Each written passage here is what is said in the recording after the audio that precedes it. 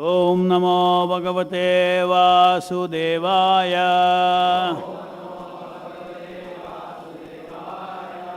Reading from Srimad Bhagavatam, 4th canto, chapter 18, text number 7. Apalita nadrita cha bhavadvir lokapalake chori bhute atalokoham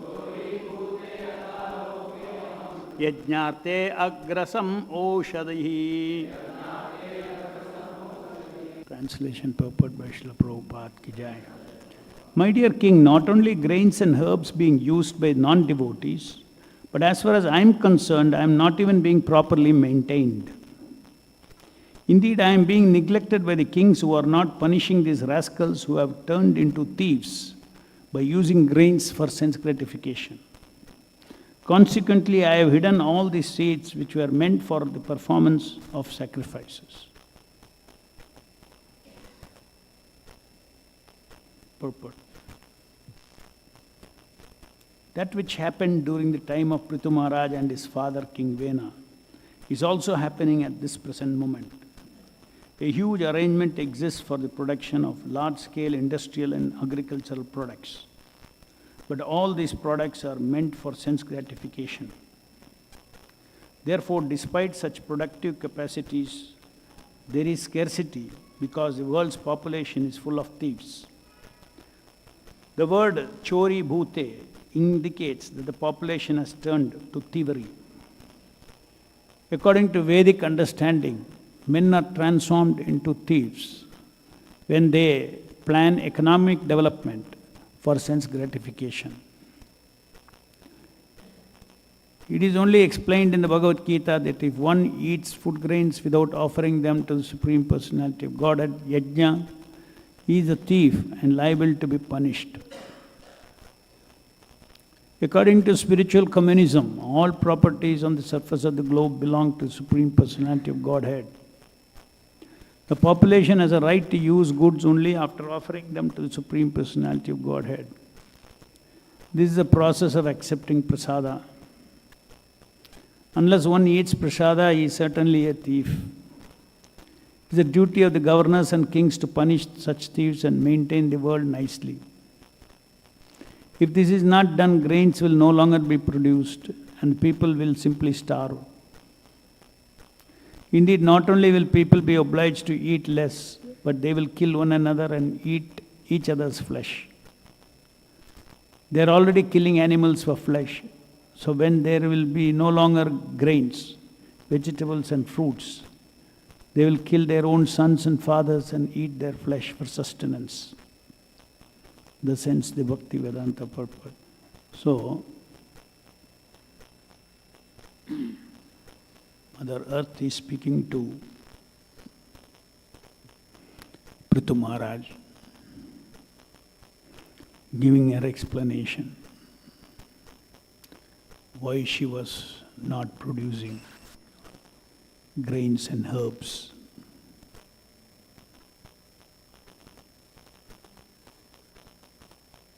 As questioned by Maharaj Prithu, rather which had angered Maharaj Prithu, that the population is not being supplied with enough grains and herbs. These few verses, Mother Earth is giving her explanation as to what is her logic. In this verse she says that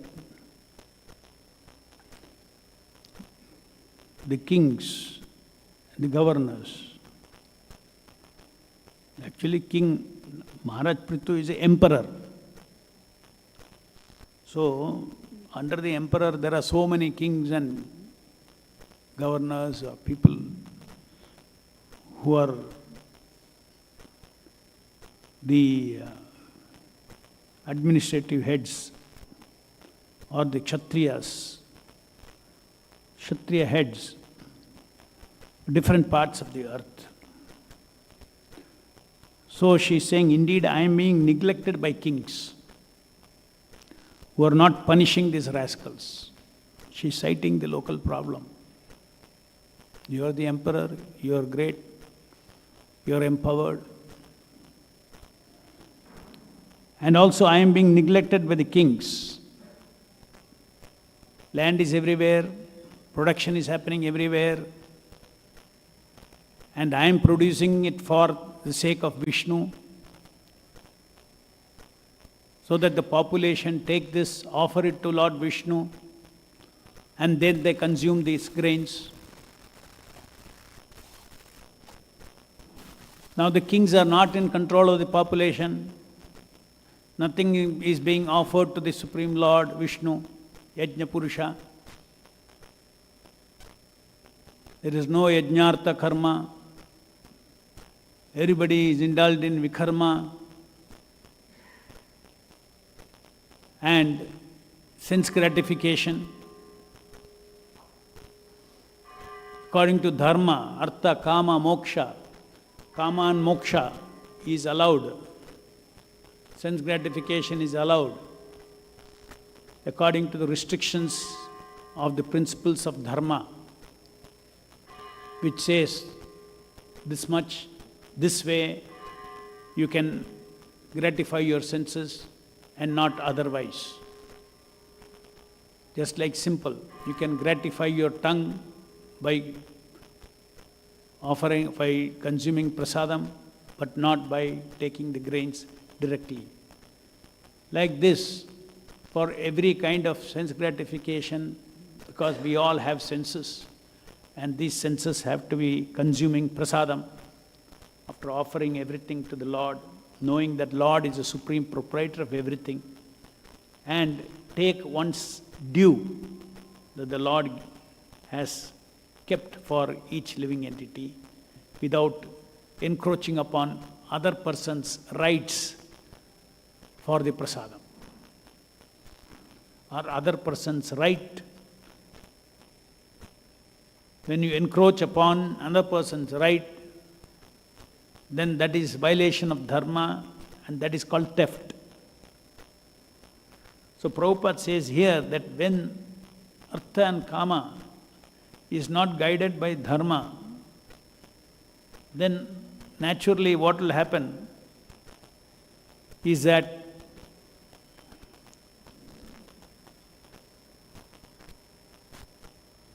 the men are transformed into thieves when they plan economic development, artha, for sense gratification, for kama, without reference to dharma. So, one can imagine what kind of reaction, sinful reaction, is awaited in the present moment. As Prabhupada is saying, that which happened during the time of Prithu Maharaj and his father King Vena is also happening at the present moment. So at the present moment also, modern days, the normal on the earth was that everyone recognized Vishnu as the supreme proprietor of everything, and they conducted their life, artha and kama, in line with the orders of the Supreme Personality of Godhead that came through Guru, Sadhu and Shastra. So the entire society was moving as per the dharmic principles. Then there is prosperity. Then there is minimum misery in this world. Material world anyway, dukhalayama shashvata. But except for birth, death, old age and disease, this is constant misery. But apart from this misery, poverty, all these things are coming directly because of papa karma. Your punya karma cannot, take you or overcome birth, death, old age, disease. But if one lives the life, the society lives a life as per dharma, then there will be prosperity, there should be peace, happiness as much as is possible in the material world. But today everybody is independently trying to grab peace, happiness and prosperity for himself and his self-centered, his family, his community, etc. So this kind of thing, without a reference to these scriptures, the human being, when he acts, why does he act like that? Because there is no powerful ruler. When somebody steals something from someone, it is Kshatriya's duty to give protection to the person from whom this is being stolen. So it is Kshatriya's duty. In fact, Kshatriya is meant for that, to see that everybody be satisfied with what is due to him, than take what is not due to him. So today's economics of this world is not like that. You are ready to enrich yourself at the cost of others, at the cost of dishonesty, not at the price of honest work. Your honest endeavor, what is due to you, that is what is due to you. So shortcuts, gambling is a shortcut. You try to get, without work, money. And so many other vices, intoxication, meat eating, illicit sex, all these things have shastric, dharmic regulations. Vidhi is there. What to do with sex. Sex is very important. Otherwise the population will not even propagate. Therefore Krishna says, I am sex life according to regulative principles. Suppose though without regulation, no regulation is there, then it becomes a problem for the society.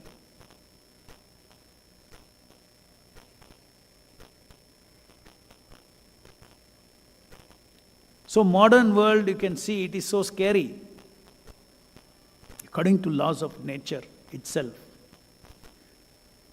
Huge calamity is awaited, much more than the calamities that we are already seeing on this earth, through different kinds of war, harassment, torture.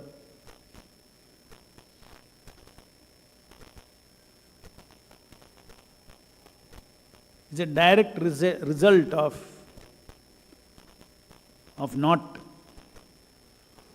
no powerful rulers. Where is the question of powerful rulers? The rulers themselves are, according to this definition, according to this high-level definition, they also come under the classification of thieves. Because everybody is exploiting people, common people, for their name, for their fame, for their success. There are no selfless leaders. Only one is selfless, then he will give his self for the Supreme Lord and for the Supreme Lord's praja. We are all citizens, we are all prajas of the Supreme Lord Vishnu, who is the Supreme Personality of Godhead, the Supreme Person of all persons, the provider of everything, the protector of everything, maintainer of this material world, Palaka.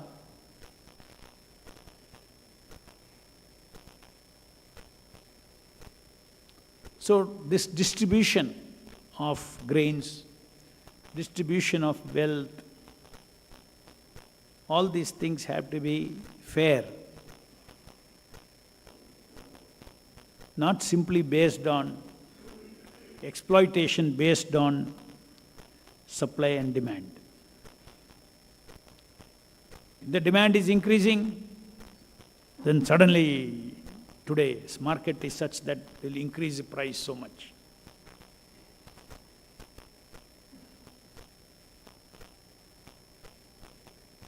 Just like you see when COVID came, so much demand increased for hospital admissions and ventilators and all.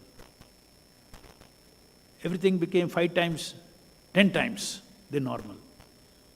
Unethical, no? Because normally he has invested in a ventilator or invested in something with his hard money, let us say, hard work money, earned money, and there is a reasonable profit which he is entitled for the service that he renders through those machinery. But according to situation now, going by demand and supply, he hikes up. This is unethical. There is no ethics there. Ultimately, it is bringing harassment to common man. So all these things are to be controlled by the government, by the king. Of course, sometimes for the sake of votes, people are, the politicians are forced to put some regulatory price. You keep seeing in the newspapers, onion prices go up like anything, immediately. The government will put control on onion price because onion is very common goods for everybody, they want votes. According to demand and supply, they kick up the price and the government controls it and says no, they control price. So yes, you just see the phenomena is still there and it is happening. But that is not the way it should be. A king should make sure that there is a fair distribution of especially grains to the population. Because food is the basic necessity. King should ensure that everybody gets grains.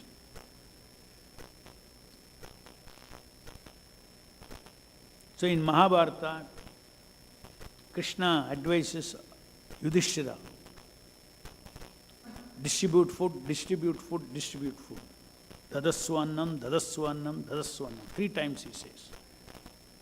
This is the most important duty of the king.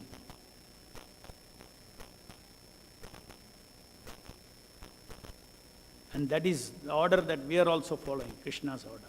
Dadaswannam, dadaswannam, dadaswannam. In Akshayapatra. Krishna desires that everyone gets prasadam.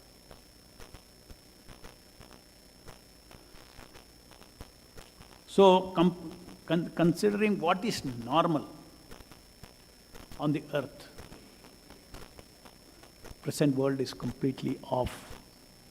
It only takes time to see the reaction. Reactions are already coming. But large-scale reactions will have to come when nature,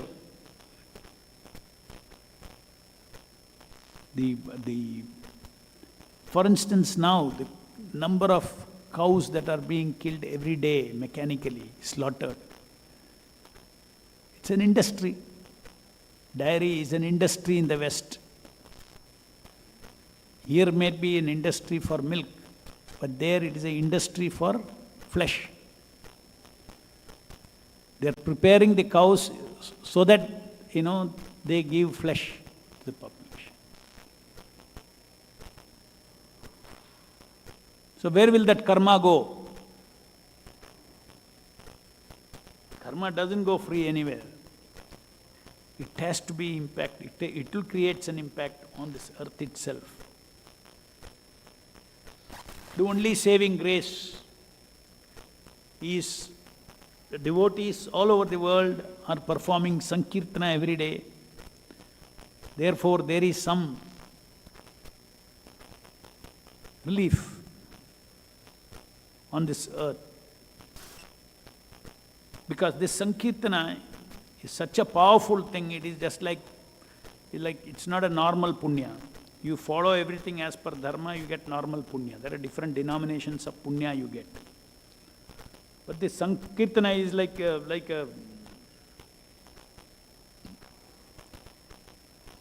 punya effect, like 1,000,000 punyas done.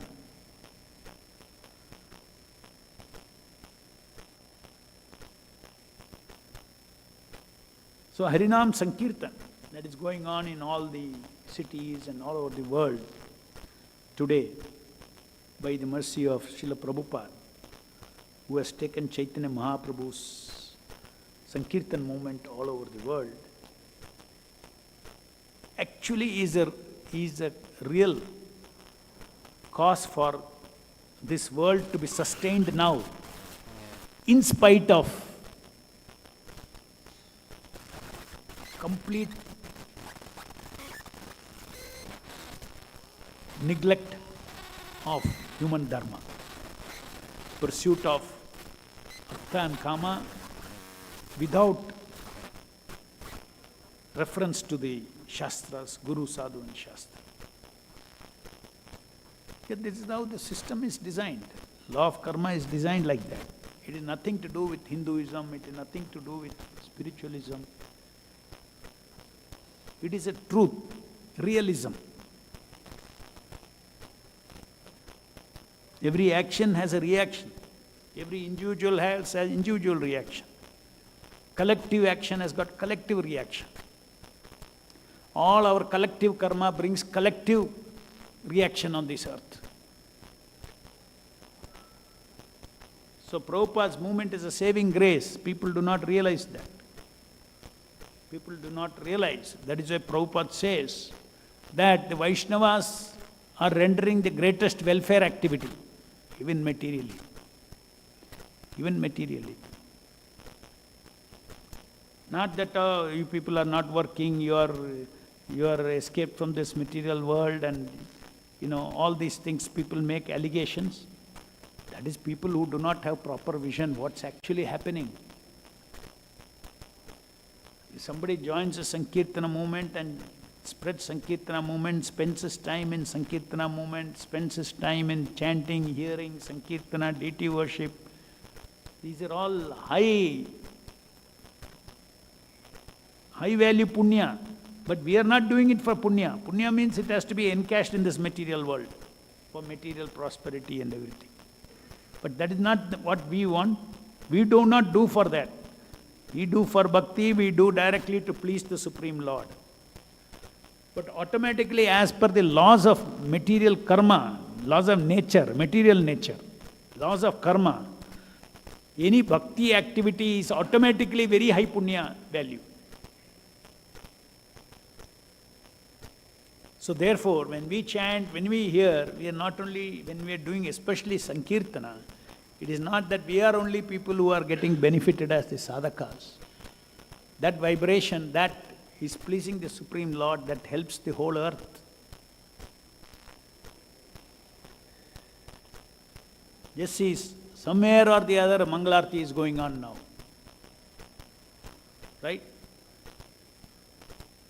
Sankirtana is going on the earth somewhere. So many centers are there. When we are here, our Mangalarti is over, some other part of the world, sun rises, there is Mangalarti there. So on this earth, continuous Sankirtana is going on. It's not a small thing.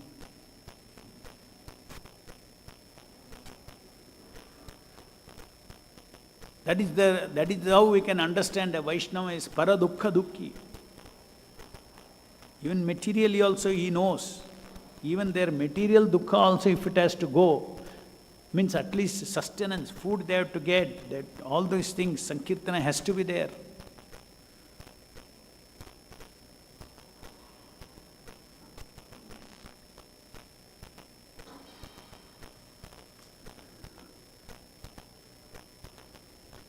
So it is the duty of the governors and kings to punish such thieves and maintain the world nicely. If this is not done, grains will no longer be produced and people will simply starve. Indeed, not only will people be obliged to eat less, they will kill one another and eat each other's flesh. These are all realities which are predicted in Kali-Yuga, it will happen. What is predicted eventually in the Kali-Yuga will happen is in the 11th canto. But you can see those samples already starting in a small scale now itself. Only it will become extreme then. They will kill their own sons and fathers and eat their flesh for sustenance. That is the ultimate. Any questions?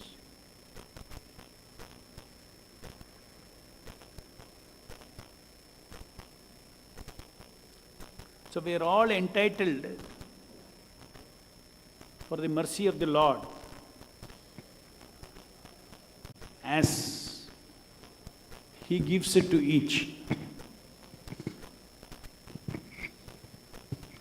So stealing is one of the dishonesty, stealing other people's properties, stealing credit for other people's work. These are all papa karmas. You incur sin, theft. It is theft. One should be satisfied with the fruits of his own labor.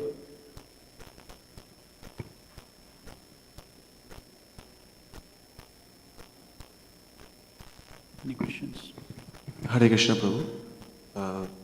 You mentioned about the Sankirtana that is happening worldwide, and in any of the centers at any point of time there is a Sankirtana happening.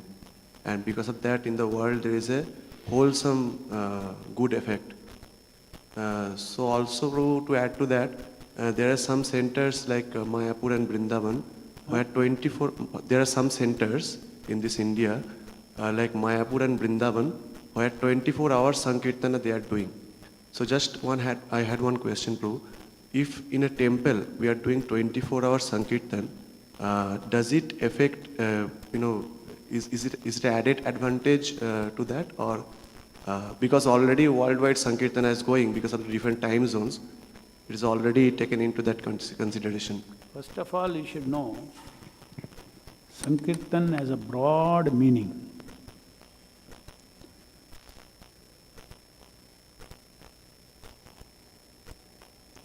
Like Prabhupada said, book distribution is also Sankirtana. So you should not, look at Sankirtana as only the effort to chant and hear the holy name. What are the supporting things for this? That is also Sankirtana. Devotees go out and collect to maintain this temple. That's also Sankirtana. They distribute books to encourage people to chant Hare Krishna. So it is supporting Sankirtana, book distribution. Just like once Prabhupada asked devotees, why do you think I am writing my books? So people gave different answers to understand the philosophy, to give the philosophy, etc., etc. Prabhupada did not nod for any of that. Finally he said, I am writing this book so that you all chant Hare Krishna, so that people take to chanting Hare Krishna. So books are supporting Sankirtana. So book distribution is Sankirtana. You yourself doing chanting, hearing is Sankirtana. Doing everything to broadcast the message of Sankirtana is also Sankirtana. So people that in a temple you do public relations. That is also Sankirtana. For what purpose it is? People who are sitting in the offices and they are working. What purpose? To maintain the institution of Sankirtana. So that way, you should not limit it. It only Sankirtana means, Sankirtana means chanting and hearing along with all the support activities meant for expanding this chanting and hearing. That is Sankirtana.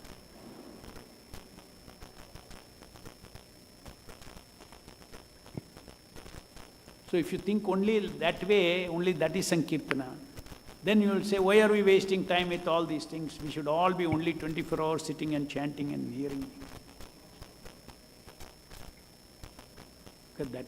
Because you think the other things are not Sankirtana. This is Sankirtana. Yuga Dharma is Sankirtana. So we have to follow what the vision that Acharya has given us. What is the vision that Acharya has given us? He set up an institution for Sankirtana movement, for spreading Sankirtana movement, spreading the glories of the holy name. And it requires many things associated with it. Any other question?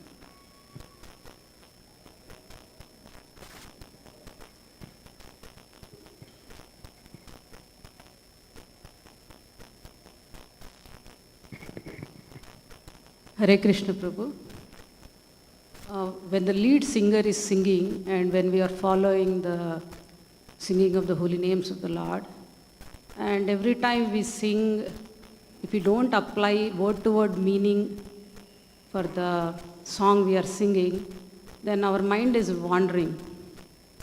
There also we are not applying our subtle body to Krishna. So can you please comment on this? There are different levels of purity of Sankirtana. Just like there are different levels of purity in Japa. So there are different levels of purity in Sankirtana. Simply uttering the holy names of the Lord is one level. That is also powerful. Doesn't matter who it is or with what motivation. Sometimes one's main motivation of singing would be to be an attractive singer rather than directly pleasing the Lord. That every word of mine is directly pleasing the Lord. Instead of being Krishna conscious, they may sing for the consciousness of the public. So you become big hit Sankirtan leader. Yeah, those who know the philosophy know all these things. That it is a compromise. It's a compromise. As you said rightly, ideal way is our subtle body also should be completely dedicated to remembering the Lord. Glories of the Lord. We are singing means what? We are proclaiming the glories of the Lord.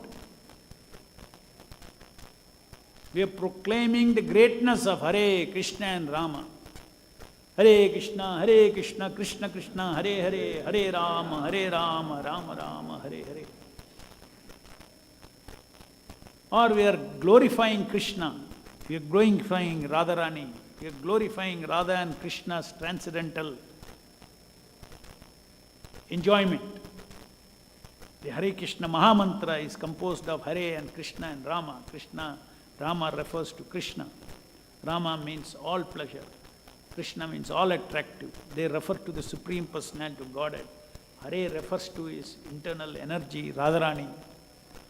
So energetic and the energy, the Hari and Hara is being glorified as the supreme enjoyers.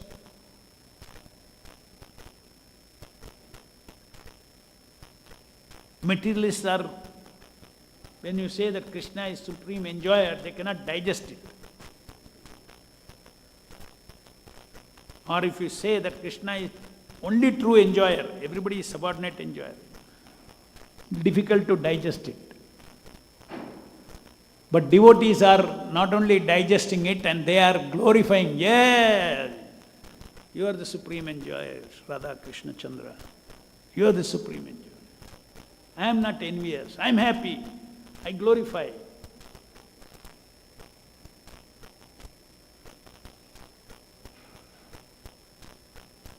I glorify the incarnation of the Lord.